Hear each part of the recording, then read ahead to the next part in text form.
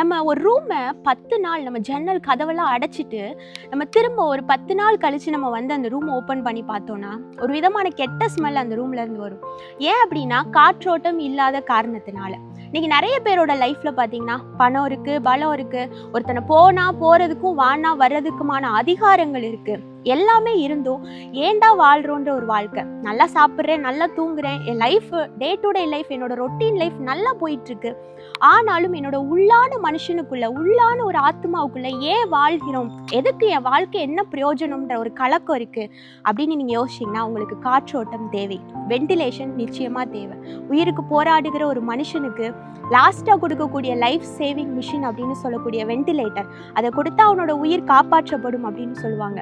அதே போல் ஒரு மனுஷனுக்கு வென்டிலேட்டர் இந்த வேதாகமம் மட்டும்தான். இந்த வேதாகமம் என்ற வென்டிலேட்டரில் இருக்கக்கூடிய ஒவ்வொரு வார்த்தையும் ஜீவனுள்ள வார்த்தை. பைபிளில் சொல்லப்பட்டிருக்கு, மத்தேயு 24வது அதிகாரம் 35வது வசனத்தில், வானமும் பூமியும் ஒளிந்து போனாலும் என்னோட வார்த்தை ஒளிவதில்லை அப்படின்னு ஆண்டவர் சொல்றார். நம்ம இன்னைக்கு பார்க்குற பிரம்மாண்டமான வானம் பூமி எல்லாம் ஒளிஞ்சு போனாலும் அவருடைய வார்த்தை ஜீவன் உள்ளது.